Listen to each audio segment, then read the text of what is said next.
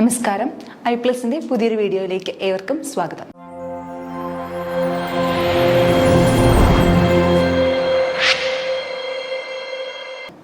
Set മാത്തമാറ്റിക്സിന്റെ previous year questions ആണ് നമ്മൾ discuss ചെയ്തുകൊണ്ടിരിക്കുന്നത്. അടുത്തൊരു ക്വസ്റ്റ്യനിലേക്ക് നോക്കാം. The radius of convergence of the power series summation n equal to 1 to infinity n factorial by n raised to n z raised to n is 0 e 1 by e infinity. ഇപ്പോൾ ഒരു power സീരീസിൻ്റെ radius of convergence ആണ് നമുക്ക് കണ്ടുപിടിക്കാനുള്ളത്. ഒരു direct question ആണ്. ഒരു power സീരീസിൻ്റെ റേഡിയസ് ഓഫ് കൺവേർജൻസ് കണ്ടുപിടിക്കാനുള്ള രണ്ട് ഇക്വേഷൻസ് നമുക്കറിയാം. നമുക്ക് ആദ്യം ഇക്വേഷൻസ് ഒന്ന് നോക്കാം. Summation a n z raise to n എന്ന് പറയുന്ന പവർ സീരീസിന്റെ റേഡിയസ് ഓഫ് കൺവേർജൻസ് കണ്ടുപിടിക്കാനുള്ള ഫസ്റ്റ് ഇക്വേഷൻ 1/r. ശ്രദ്ധിക്കേണ്ട ഒരു കാര്യം 1/r ആണ്, r അല്ല. നമ്മൾ എപ്പോഴും തിരിയുന്നതും തെറ്റുന്നതുമായിട്ടുള്ള കാര്യമാണ്. 1/r equal to limit n tends to infinity mod a n plus 1/an. അല്ലെങ്കിൽ വേറൊരു ഇക്വേഷനും കൂടെ ഉണ്ട് നമുക്ക്. 1/r equal to limit n tends to infinity mod a n raise to 1/n എന്ന് പറയുന്നത്. നമ്മൾ ഈ ഒരു ഇക്വേഷൻ സാധാരണ ഉപയോഗിക്കുന്നത് എ എൻ എന്ന് പറഞ്ഞാൽ എന്താ? എ എൻ എന്ന് പറഞ്ഞാൽ ഇസഡ് റേസ് ടു എന്നിന്റെ കോഎഫിഷ്യന്റ് ആണ്. ഇസഡ് റേസ് ടു എന്നിന്റെ കൂടെയുള്ള ടേംസ് ആണ് എ എൻ എന്ന് പറയുന്നത്. അപ്പൊ എ എൻ എന്ന് പറയുന്നത് പവർ, എന്നിന്റെ എന്തെങ്കിലും പവറോ അങ്ങനെ വല്ല ആ ഒരു ഫോമിലാണ് എ എൻ കിടക്കുന്നതെങ്കിലാണ് നമ്മൾ ഈ സെക്കൻഡ് ഇക്വേഷൻ പൊതുവേ ഉപയോഗിക്കാറ്. നമ്മൾ ഇങ്ങനത്തുള്ള കേസുകളിലെല്ലാം ഫസ്റ്റ് ഇക്വേഷൻസ് ഉപയോഗിച്ചാൽ കുറച്ചും കൂടെ എളുപ്പത്തിൽ നമുക്ക് റിസൾട്ട് കിട്ടും. അപ്പൊ നമുക്കിവിടെ ഫസ്റ്റ് ഇക്വേഷൻ ഉപയോഗിക്കാം.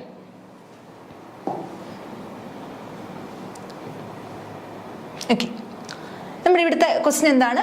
Summation n equal to 1 to infinity n factorial by n raise to n z raise to n. അപ്പൊ ഇവിടുത്തെ equation 1/r equal to limit n tends to infinity mod an plus 1/an which is equal to, നമ്മുടെ an-ന്റെ സ്ഥാനത്ത് എന്താണ് കിടക്കുന്നത്? n factorial by n raise to n ആണ് കിടക്കുന്നത്. n factorial മാത്രമല്ല n റേസ് ടു n കൂടെ ഉണ്ട്. അപ്പോൾ എന്ത് ചെയ്യണം? നമുക്ക് അവിടെ ഇക്വേഷനിൽ കൊടുക്കാം limit n tends to infinity modulus of n factorial എന്ന് പറഞ്ഞാൽ എന്ത് കിട്ടും? n plus 1 factorial. a raise to n ആകുമ്പോൾ an ആകുമ്പോൾ എന്താ? n factorial. അപ്പോൾ n പ്ലസ് 1 ആകുമ്പോൾ എന്ത് വരും? n plus 1 factorial by n plus 1 raise to n-ന്റെ സ്ഥാനത്ത് എന്ത് കൊടുക്കുക? n പ്ലസ് 1 കൊടുക്കുക ഡിവൈഡഡ് ബൈ ഓക്കെ an എന്താ വരുന്നത്? n factorial by n raise to n. Okay, ഇവിടെ എല്ലാം പോസിറ്റീവ് ക്വാണ്ടിറ്റി ആണ്. നമുക്ക് മോഡുലസിനെ കളയാനായിട്ട് പറ്റും. മോഡുലസിനെ കളഞ്ഞ് എന്തെങ്കിലും ചെയ്യാം. അപ്പം limit n tends to infinity n plus 1 factorial by n plus 1 raise to n plus 1. ഇവിടെ നോക്കിയേ, രണ്ട് ഫ്രാക്ഷൻ്റെ ഡിവിഷനാണ്. അപ്പോൾ രണ്ട് ഫ്രാക്ഷനെ ഡിവൈഡ് ചെയ്യാന്ന് പറഞ്ഞാൽ എന്താ? ഡിനോമിനേറ്ററിൽ കിടക്കുന്നതിൻ്റെ റെസിപ്രോക്കൽ എടുത്ത് മൾട്ടിപ്ലൈ ചെയ്യുക. അപ്പോൾ രണ്ട് ഫ്രാക്ഷൻ്റെ ഡിവിഷൻ എന്താണ്? ഡിനോമിനേറ്റർ, അതായത് a by b divided by c by d എന്ന് വെച്ചാൽ എന്താ? Which is equal to a by b into d by c. അതായത് ഫ്രാക്ഷൻ ഡിനോമിനേറ്ററിൽ കിടക്കുന്നതിൻ്റെ റെസിപ്രോക്കൽ എടുത്ത് മൾട്ടിപ്ലൈ ചെയ്യുക. നമ്മൾ എളുപ്പത്തിൽ പറയും തിരിച്ചിട്ട് മൾട്ടിപ്ലൈ ചെയ്യുക എന്ന് പറയും. അത് തന്നെ. അപ്പം ഇൻറ്റു എന്ത് വരും? n raise to n divided by n factorial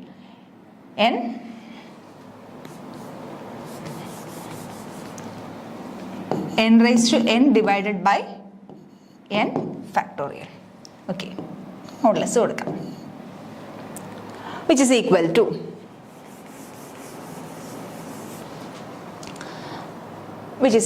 to ഇവിടെ നോക്കിക്കേ, limit n tends to infinity modulus of n plus 1 factorial. എനിക്ക് എങ്ങനെ എഴുതാം? n factorial into n plus 1 എന്ന് എഴുതാൻ പറ്റും. n ഫാക്ടോറിയൽ എന്ന് എഴുതാൻ കാരണം ഇവിടെ n ഫാക്ടോറിയൽ ഉണ്ടായിട്ടുണ്ട്. ഡിനോമിനേറ്റർ n ഫാക്ടോറിയൽ നമുക്ക് എന്ത് ചെയ്യാൻ പറ്റും? ക്യാൻസൽ ചെയ്ത് കളയാൻ പറ്റും. Into n raise to n divided by n plus 1 raise to n plus 1 raise to n plus 1-നെ n plus 1 raise to n into n plus 1 എന്ന് എഴുതാൻ പറ്റും. a raise to m into a raise to n, a raise to m plus n ആണ്. അപ്പോൾ n plus 1 raise to n into n plus 1, that is n plus 1 raise to n plus 1 into n factorial. Okay, ഈ n ഫാക്ടോറിയലും cancel ചെയ്ത് കളയുന്നു. അപ്പോൾ പിന്നെ എന്ത് ചെയ്യാം, n+1 n+1 ക്യാൻസൽ ചെയ്യാം. അപ്പോൾ ബാക്കി എന്തുണ്ട്, limit n tends to infinity mod n raised to n divided by n+1 the whole raised to n, which is equal to limit n tends to infinity modulus കളയാലോ, n raised to n positive quantity ആണ്, n raised to n divided by, ഇവിടെ നമുക്ക് എന്തിനെ common എടുക്കാം, ഡിനോമിനേറ്ററിൽ നിന്ന് n raised to n നെ common എടുക്കാം. n raised to n നെ കോമൺ എടുക്കുമ്പോൾ ബാക്കി എന്തുണ്ട്, 1 + 1/n the whole raised to n, 1 + 1/n the whole raised to n. ഇനി എന്ത് ചെയ്യാം, n raised to n നെയും n raised to n നെയും ക്യാൻസൽ ചെയ്ത് കളയാൻ പറ്റും. അപ്പോൾ ബാക്കി എന്താ വരുന്നത്, which is equal to limit n tends to infinity 1/1 + 1/n the whole raised to n. അപ്പോൾ നോക്കി, നമുക്ക് ലിമിറ്റ് എവിടെ മാത്രം കൊടുക്കാം, ഡിനോമിനേറ്ററിൽ മാത്രം കൊടുക്കാം. 1 ലിമിറ്റ് കൊടുത്താലും ചേഞ്ച് ഒന്നുമില്ല, അതുകൊണ്ട് തന്നെ നമുക്ക് ലിമിറ്റിനെ എവിടെ മാത്രം കൊടുക്കാം, ഡിനോമിനേറ്ററിൽ മാത്രം കൊടുക്കാം. അപ്പോൾ ഇതെന്ത് വരും, 1/limit n tends to infinity 1 + 1/n the whole raised to n. Okay, which is equal to 1/, ഇതെവിടെയെങ്കിലും കണ്ടു പരിചയമുണ്ടോ, limit n tends to infinity 1 + 1/n the whole raised to n എന്ന് പറയുന്നത് ഏതിൻ്റെ എക്സ്പാൻഷനാണ്, ഇയുടെ എക്സ്പാൻഷനാണ്. അതായത് ഇതെന്തെന്ന് കിട്ടി, 1/e എന്ന് കിട്ടി. അപ്പം നിങ്ങൾ ആൻസറിൽ നമുക്ക് ഇ ഉണ്ട് 1/e ഉണ്ട്, 1/e കൊണ്ട് മാർക്ക് ചെയ്ത് വെക്കരുത്. കാരണം നമ്മുടെ ഇക്വേഷൻ എന്തായിരുന്നു, 1/r ആണ് നമുക്ക് എന്തെന്ന് കിട്ടിയത്, 1/e എന്ന് കിട്ടിയത്. നമുക്ക് തെറ്റിപ്പോകാൻ സാധ്യതയുണ്ട്. 1/r ആണ് നമുക്ക് എന്തെന്ന് കിട്ടിയത്, 1/e എന്ന് കിട്ടിയത്. Which implies that r equal to എത്രയാണ്, r equal to e. Radius of convergence equal to e. Option B. അപ്പോൾ റേഡിയസ് ഓഫ് കൺവേർജൻസിന് രണ്ട് ഇക്വേഷൻസ് ആണുള്ളത്. 1/r equal to limit n tends to infinity mod an+1/an ഉം limit n tends to infinity mod an raised to 1/n.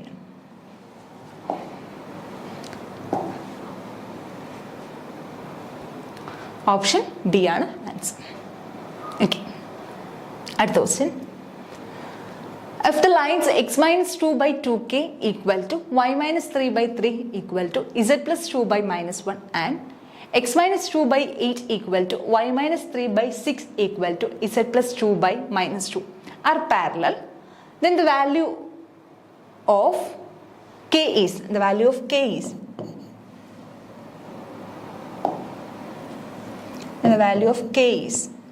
ക്വസ്റ്റ്യനിലൊരു വിട്ടുപോയതാണ്. the value of k is equal to option -2 b2 c4 d -4.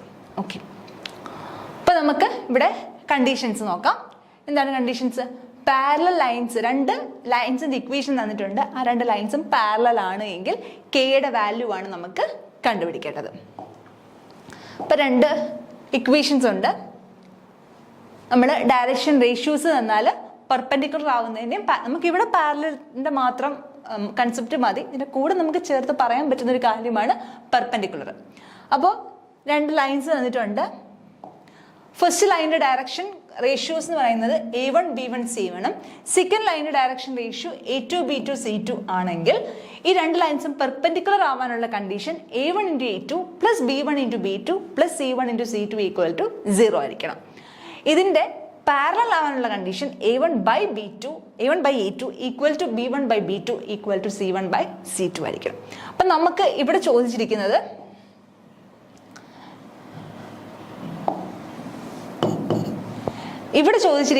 ഇത് parallel ആവാനുള്ള കണ്ടീഷനാണ്. അപ്പം നമ്മുടെ ഇവിടുത്തെ a1/a2 എന്ന് പറയുന്നത് b1/b2 which is equal to c1/c2. ഇവിടുത്തെ a1ന്റെ value 2k/8 equal to b1 3/6 equal to c1/c2 -1/-2. That is ഏതെങ്കിലും ഒരു ഇക്വേഷൻ ആയിട്ടങ്ങ് ഇക്വേറ്റ് ചെയ്താൽ മതി. അപ്പോൾ എന്ത് വരും? 2k/8. നമുക്ക് എളുപ്പത്തിന് വേണ്ടി ലാസ്റ്റ് ടേമുമായിട്ട് ഇക്വേറ്റ് ചെയ്യാം. 2k/8 equal to -1/-2 1/2. അപ്പോൾ 2k എന്ത് വരും? Which implies that 2k equal to 8/2 equal to 4. Therefore k equal to 4/2 which is equal to 2. That is option B, 2 is the right answer. ഇവിടെ ശ്രദ്ധിക്കണം, value of k is equal to ആണ്.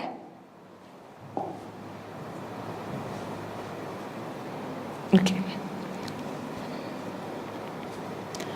അടുത്തത് നമ്മുടെ ഓൾജിബ്രയിൽ ഒരു കൺസെപ്റ്റാണ്, റിങ്ങുമായിട്ട് ബന്ധപ്പെട്ട ഒരു കൺസെപ്റ്റാണ്, ഡയറക്റ്റ് തിയറിയാണ്. നമുക്ക് ഇതിനൊക്കെ നമ്മൾ മിനിമൽ സമയം മാത്രമേ ഉപയോഗിക്കാവൂ, കാരണം പ്രോബ്ലം സെക്ഷൻ നമുക്ക് അത്രയും കൂടെ ടൈം നമുക്ക് റെക്ടിഫൈ ചെയ്യണം. അപ്പോൾ ഇവിടെ നമുക്ക് കിട്ടുന്ന സമയം ലാഭിക്കുക, മാക്സിമം കുറച്ച് സമയം എടുത്ത് പെട്ടെന്ന് തന്നെ നമുക്ക് ഇത് ആൻസർ ചെയ്യാനായിട്ട് പറ്റണം, കാരണം പക്ക തിയറിയാണ് ഈ പോർഷൻ എന്ന് പറയുന്നത്. In the ring Zn, the divisors of 0 are precisely those elements that are n. Second option 1 and n. Second option relatively prime to n. Third option not relatively prime to n. Last option none of these. അതായത് ഒരു theorem തന്നെയാണ് പറഞ്ഞിരിക്കുന്നത് Zn-ന്റെ divisors of 0 ആയിട്ട് ബന്ധപ്പെട്ടൊരു theorem. നമുക്ക് ആ theorem നോക്കാം. In the ring Zn, the divisors of 0 are precisely those elements that are not relatively prime to n. അതായത് Zn-ലെ ring Zn-ലെ അതിന്റെ ഡിവൈസേഴ്സ് എന്ന് പറയുന്നത് ഡിവൈസേഴ്സ് ഓഫ് 0 എന്ന് പറയുന്നത് n-മായിട്ട് റിലേറ്റീവ്ലി പ്രൈം ആകാത്ത എന്താണ് എലമെന്റ്സ് ആണ്. അപ്പം നമ്മുടെ ഇവിടുത്തെ ഓപ്ഷൻ എന്താണ്? Option C is the right answer. Okay, മൂന്നാമത്തെ question. 2 cards are drawn from a well shuffled pack of 52 cards. The probability that both are spades is option A 1/2, option B 1/4, option C 1/17, option D none of these.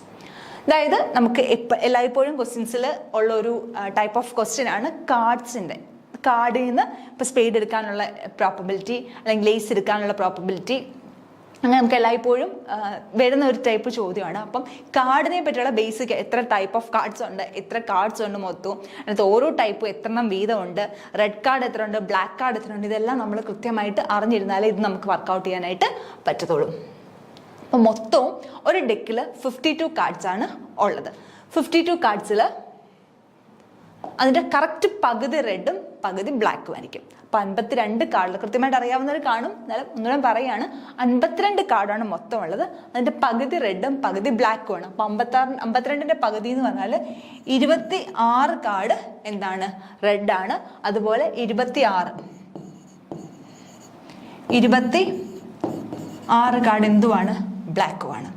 Okay, ഈ red കാർഡിനെ വീണ്ടും നമ്മൾ രണ്ടായിട്ട് divide ചെയ്യുന്നുണ്ട്. എത്ര card? ഹേർട്ടും ഡയമണ്ടും. അപ്പം red കാർഡിനകത്ത് പകുതി ഹേർട്ടും പകുതി diamond. അപ്പം 26ന്റെ പകുതി 13 കാർഡ് ഹേർട്ടാണ്, 13 കാർഡ് എന്താണ്?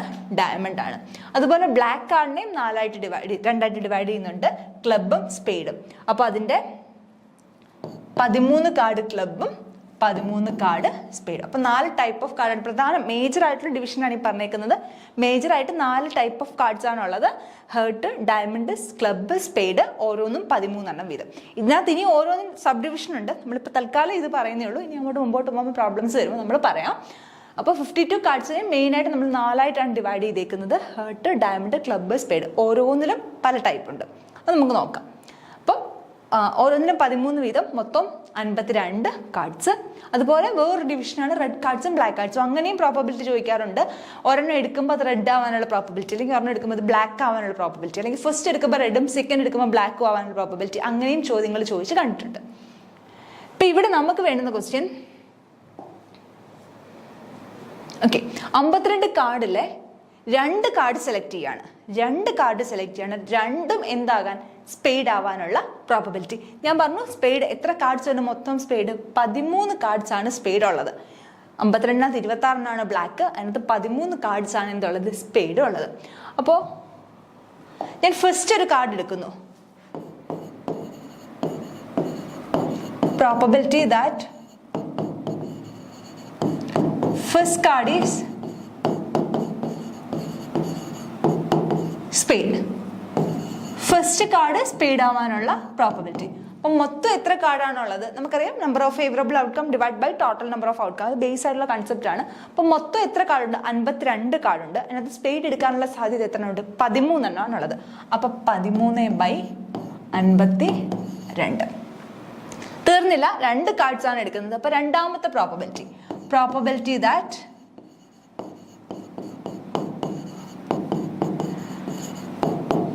second card is paid.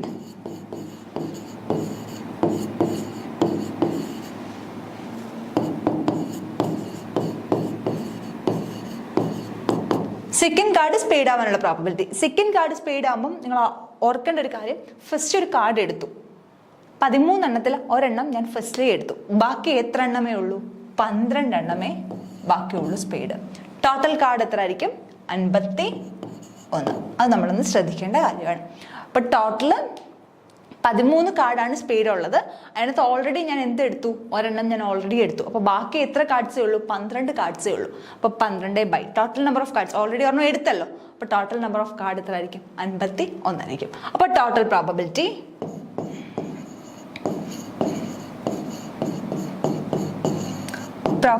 that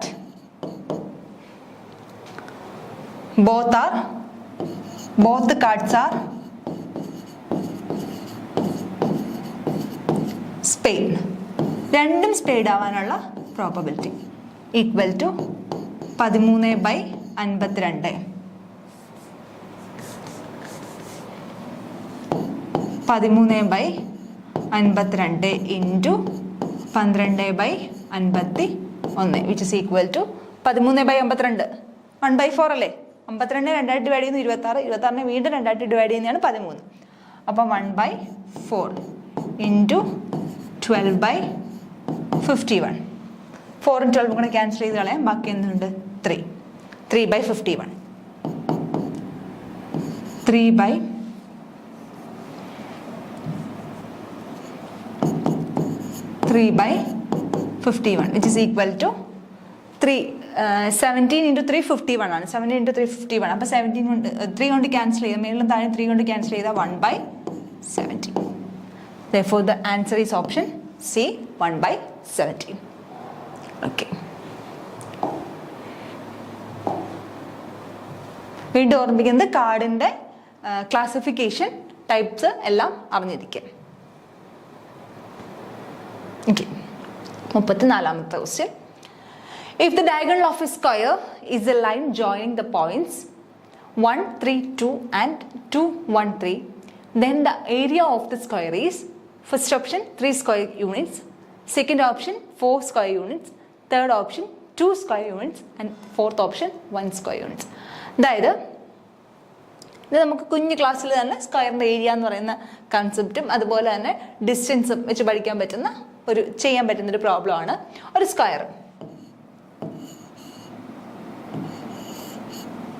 സ്ക്വയറൊന്നും ആയിട്ടില്ല, എന്നാലും അഡ്ജസ്റ്റ് ചെയ്യുക, സ്ക്വയർ ആണെന്ന് വിചാരിച്ച്.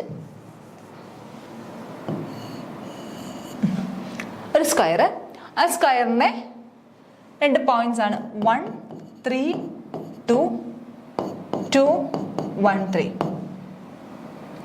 ഈ 2 പോയിന്റ്സ് ജോയിൻ ചെയ്യുന്നതാണ് എന്തെന്ന് പറയുന്നത്? ഡയഗണൽ എന്ന് പറയുന്നത്. അപ്പോൾ ഈ 2 പോയിന്റ്സ് ജോയിൻ ചെയ്യുന്നതാണ് ഡയഗണൽ. അപ്പോൾ ഈ സ്ക്വയറിൻ്റെ ഒരു സൈഡ് ഞാൻ എ എന്ന് എടുക്കുന്നു. അപ്പോൾ ഈ സൈഡ് എന്ത് തന്നെ ആയിരിക്കും? സ്ക്വയർ ആയതുകൊണ്ട് എല്ലാ സൈഡ്സും സെയിം ആയിരിക്കും. ഈ സൈഡും എന്ത് തന്നെ ആയിരിക്കും? എ ആയിരിക്കും. അങ്ങനെയാണെങ്കിൽ ഈ ഡയഗണലിനെ ജോയിൻ ചെയ്യുന്ന 2 പോയിന്റ്സും തന്നിട്ടുണ്ട്. നമുക്ക് എന്ത് ചെയ്യാൻ പറ്റും? ഡിസ്റ്റൻസ് ഫോർമുല വെച്ചിട്ട് ഈ ഡയഗണലിൻ്റെ ലെങ്ത് നമുക്ക് കണ്ടുപിടിക്കാനായിട്ട് പറ്റും.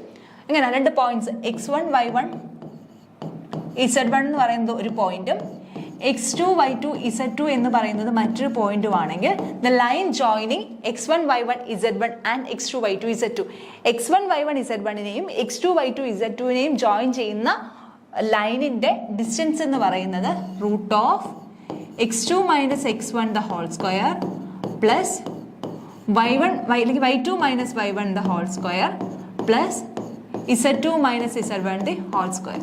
y1 മൈനസ് y2 ഉണ്ടെങ്കിൽ x1 മൈനസ് x2 എന്ന് എടുത്താലും മതി. സ്ക്വയർ ആകുമ്പോൾ അത് ഓൾറെഡി പോസിറ്റീവ് ആയിക്കോളും. അപ്പോൾ ഇവിടെ നമുക്ക് എന്ത് കിട്ടും? ഇവിടെ ഏതൊക്കെയാണ് points?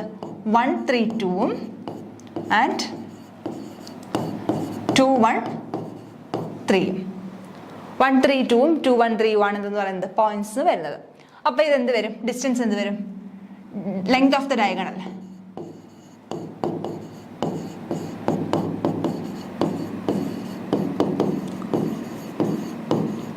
length of the diagonal equal to root of 1 minus 2 the whole square അല്ലെങ്കിൽ 2 minus 1 the whole square, അതായത് 1 square plus 3 minus 1 the whole square 2 square plus 2 minus 3 the whole square, അതായത് minus 1 the square.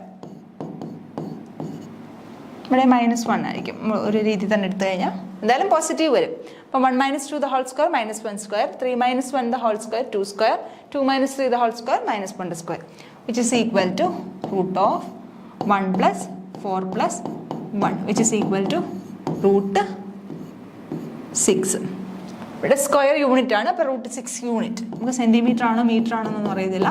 root 6 unit. അപ്പം ഡയഗണലിൻ്റെ length എന്ന് കിട്ടി, root 6 unit എന്ന് കിട്ടി. ഈ ഒരു സ്ക്വയർ ആകുമ്പോൾ എനിക്ക് എന്ത് ചെയ്യാൻ പറ്റും? ഈ ഡയഗണലിനെയും സൈഡ്സിനെയും കണക്ട് ചെയ്ത് പൈതഗോറസ് തിയറം പറയാനായിട്ട് പറ്റും. അപ്പം നോക്കിയേ, ഞാൻ ഈ സ്ക്വയറിന് ABCD എന്ന് പേര് കൊടുത്താൽ എനിക്ക് എന്ത് പറയാൻ പറ്റും? AC square equal to AB square plus BC square. AC square equal to AB square plus BC square. അപ്പോൾ AC എത്രയാണെന്ന് എനിക്ക് കിട്ടിയേക്കുന്നത്? ഡയഗണലിൻ്റെ length of the diagonal AC equal to എത്രയാണ്? root 6 യൂണിറ്റ് ആണ്. അപ്പോൾ root 6ൻ്റെ square that is equal to 6 equal to ABയുടെ ലെങ്ത് എന്താണ്? A ആണ്.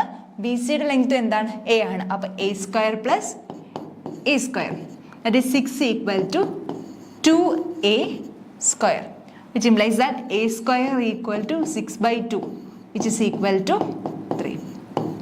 ഇനി അന്ന് A കണ്ടുപിടിക്കാം. A കണ്ടുപിടിക്കേണ്ട ആവശ്യമില്ല, കാരണം നമ്മളോട് സൈഡ് അല്ല ചോദിച്ചേക്കുന്നത്. എന്താ ചോദിച്ചേക്കുന്നത്? ഏരിയ ഓഫ് ഈ സ്ക്വയറിൻ്റെ ഏരിയ ആണ് ചോദിച്ചേക്കുന്നത്. ഈ സ്ക്വയറിൻ്റെ ഏരിയ എന്ന് പറഞ്ഞാൽ എന്ത് വരും? A സ്ക്വയർ അല്ലേ സ്ക്വയറിൻ്റെ ഏരിയ? A ആണ് സൈഡെങ്കിൽ സ്ക്വയറിൻ്റെ ഏരിയ എന്ത് വരും? A സ്ക്വയർ വരും.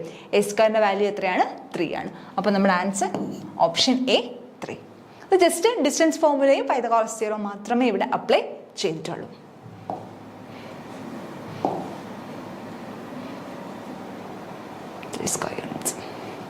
Okay. അടുത്ത question.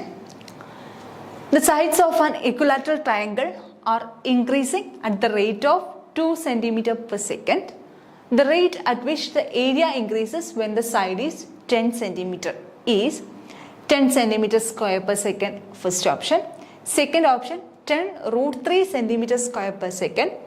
Third option, root 3 centimeters square per second. Fourth option, 10/√3 centimeters square per second. അപ്പോൾ ഒരു ഇക്വലാറ്ററൽ ട്രയാങ്കിളിൻ്റെ ഏരിയ എന്ന് പറയുന്നത് എന്താണ്? 2 centimeters per second എന്ത് ചെയ്തുകൊണ്ടിരിക്കുക? ഇൻക്രീസ് ചെയ്തുകൊണ്ടിരിക്കുക. അങ്ങനെയാണെങ്കിൽ സൈഡ് 10 centimeters ആകുമ്പോൾ ഏരിയ എങ്ങനെ ഇൻക്രീസ് ചെയ്യും എന്ന് നോക്കാം. എളുപ്പമാണ്. ഇക്വലാറ്ററൽ ട്രയാങ്കിളിൻ്റെ ഏരിയ കണ്ടുപിടിക്കാനുള്ള ഇക്വേഷൻ മാത്രം പറഞ്ഞാൽ മതി. ഒരു ഇക്വലാറ്ററൽ ട്രയാങ്കിൾ, അതിൻ്റെ ഒരു ഇക്വലാറ്ററൽ ട്രയാങ്കിളിൻ്റെ പ്രത്യേകത എല്ലാ സൈഡ്സും എന്തായിരിക്കും? സെയിം ആയിരിക്കും. അപ്പോൾ ഒരു ഇക്വലാറ്ററൽ ട്രയാങ്കിൾ അതിൻ്റെ ഒരു സൈഡ് A ആണ് എങ്കിൽ നമുക്ക് എന്ത് ചെയ്യാൻ പറ്റും? അതിൻ്റെ ഏരിയ എന്താണെന്ന് ചോദിച്ചു കഴിഞ്ഞാൽ √3/4A സ്ക്വയർ ആയിരിക്കും. √3/4A square. അപ്പം നമുക്കത് ഇവിടെ ഉപയോഗിക്കാം. ഏരിയ ക്യാപിറ്റൽ A എന്ന് എടുക്കാം. Capital A equal to √3/4A square ആയിരിക്കും. Where A is a side. A എന്ന് പറയുന്നത് ഒരു സൈഡാണ്. രണ്ടേയുടെ കൺഫ്യൂഷനായി പോകരുത്. A എന്ന് പറയുന്നത് എന്താണ്? ഒരു സൈഡ് ആണ്. അങ്ങനെയാണെങ്കിൽ നമുക്ക് എന്ത് ചെയ്യാം? ഇതിന് ഡെറിവേറ്റീവ് എടുക്കാം. ഏത് വെച്ച് ഡെറിവേറ്റീവ് എടുക്കാം? പെർ സെക്കൻഡ് അല്ലേ പറഞ്ഞേക്കുന്നത്. അപ്പോൾ ടൈം വെച്ചിട്ട് നമുക്ക് എന്ത് ചെയ്യാം? ഈ ഏരിയനെ ഒന്ന് ഡെറിവേറ്റീവ് എടുക്കാം. ഏരിയനെ ഡെറിവേറ്റീവ് എടുക്കുമ്പോൾ എന്ത് വരും? A derivative dA/dt equal to √3/4. √3/4 constant ആണ്. അപ്പോൾ എനിക്ക് എങ്ങനെ എഴുതാം? √3/4നെ എന്തെടുക്കാം? എനിക്ക് പുറത്തെടുക്കാം.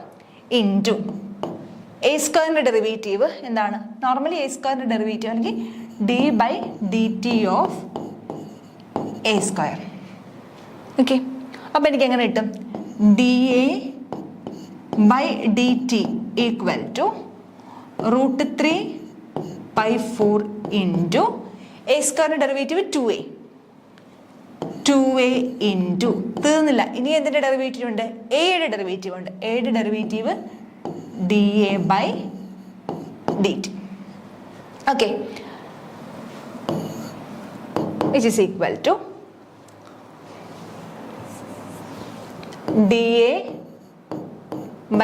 dA/dt equal to √3/4 ഇൻറ്റു എന്താ നമ്മുടെ ക്വസ്റ്റ്യൻ? സൈഡ് 10 centimeters ആകുമ്പോൾ ഉള്ള rate of change of area, rate of at the rate at which the area increases, area എത്രമാത്രം ഇൻക്രീസ് ചെയ്യുന്നു, അതായത് റേറ്റ് ഓഫ് ചേഞ്ച് ആണ് നമ്മൾ കണ്ടുപിടിക്കേണ്ടത്. അപ്പോൾ നമ്മുടെ സൈഡിൻ്റെ ലെങ്ത് എന്താണ്? 10. 2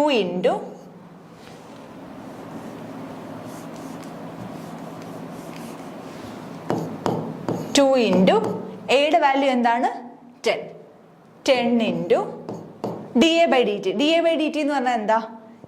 റേറ്റ് ഓഫ് ചേഞ്ച് ആണ്. DA/dt എപ്പോഴും നമുക്കറിയാം റേറ്റ് ഓഫ് ചേഞ്ച് ആണ്. എ എന്ന് പറയുന്നത് എന്താണ്? സൈഡാണ്. അപ്പൊ സൈഡ് ചേഞ്ച് ചെയ്യുന്ന റേറ്റ് നമുക്ക് ആദ്യമേ തന്നിട്ടുണ്ട്, 2 cm/s ആണ്.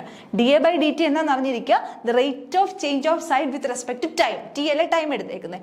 അപ്പൊ rate of change of side with respect to time ആണ് എന്തെന്ന് പറയുന്നത്? DA/dt എന്ന് പറയുന്നത്. അത് നമുക്ക് ആദ്യമേ തന്നിട്ടുണ്ട്. എത്ര തന്നിട്ടുണ്ട്? 2 cm/s ആണ് തന്നിട്ടുണ്ട്. അപ്പൊ നമുക്ക് അവിടെ കൊടുക്കാമല്ലോ 2, which is equal to 2 into 2 4. ആ 4ഉം ക്യാൻസൽ ചെയ്യാൻ പറ്റും. അപ്പം എന്ത് വരും? ഇത് 10√3 cm/s എന്ന് വരും. ഓക്കെ, അപ്പം എന്തായി? 10√3 എന്ന് കിട്ടിയ എന്താ? DA/dt. DA/dt ആണ് 10√3 cm/s എന്ന് കിട്ടിയത്. അപ്പം DA/dt എന്ന് പറഞ്ഞാൽ എന്താ? Rate of change of area with respect to time. അതല്ലേ നമ്മുടെ ചോദിച്ചിരിക്കുന്ന question. The rate at which the area increases when the side is 10 cm. The rate of change of area with respect to time ആണ് DA/dt. അത് എത്ര എന്ന് കിട്ടിയിട്ടുണ്ട്? 10√3 cm/s ആണെന്ന് കിട്ടിയിട്ടുണ്ട്. അതായത് നമ്മുടെ ഓപ്ഷൻ ബി ആണ് നമ്മുടെ ആൻസർ. അപ്പോൾ ഒന്നുകൂടെ നോക്കുക, ഒന്നുമില്ല, ജസ്റ്റ് ഒരു ഇക്വലാറ്ററൽ ട്രയാങ്കിളിന്റെ ഏരിയ കണ്ടുപിടിക്കാനുള്ള ഇക്വേഷൻ മാത്രമേ ഇവിടെ ഉപയോഗിക്കുന്നുള്ളൂ. √3 4/a². എന്താ പറഞ്ഞേക്കുന്നത്? സൈഡ്സ് ചേഞ്ച് ചെയ്യുന്ന റേറ്റ് പറഞ്ഞിട്ടുണ്ട്. അപ്പോൾ DA/dt നമ്മൾ നോർമലി ഡെറിവേറ്റീവ് എടുക്കുക. നോർമലി ഡെറിവേറ്റീവ് എടുക്കുമ്പോൾ DA/dt ഈക്വൽ ടു √3/4. കോൺസ്റ്റന്റിനെ പുറത്തെടുക്കുന്നു. DA²/dt. D/dt of a²ന്റെ derivative 2a into DA/dt. ഇനി എന്താ? എ ഒരു സൈഡാണ്. അപ്പൊ ഏത് സൈഡിന് എത്ര വാല്യൂ കൊടുക്കുമ്പോഴാണ്? 10 കൊടുക്കുമ്പോഴാണ് നമുക്ക് കണ്ടുപിടിക്കേണ്ടത്. അപ്പൊ എക്ക് പകരം എന്ത് വാല്യൂ കൊടുക്കുന്നു? 10 എന്ന് പറയുന്ന വാല്യൂ കൊടുക്കുന്നു. DA/dt എന്ന് പറഞ്ഞാൽ റേറ്റ് ഓഫ് ചേഞ്ച് ഓഫ് സൈഡാണ്. സൈഡിന്റെ റേറ്റ് ഓഫ് ചേഞ്ച് ആണ്. അത് എത്ര നമുക്ക് തന്നിട്ടുണ്ട്? 2 cm/s ആണ് തന്നിട്ടുണ്ട്. അപ്പൊ അവിടെ 2ഉം കൊടുക്കുന്നു. ക്യാൻസൽ ചെയ്ത് കാൽക്കുലേഷൻ വരുമ്പോൾ 10√3 cm/s ആണ്. Option B is the correct answer. Okay, അപ്പോൾ എല്ലാം മനസ്സിലായെന്ന് വിശ്വസിക്കുന്നു. എന്തെങ്കിലും സംശയം ഉണ്ടെങ്കിൽ അറിയിക്കുക. Thank you.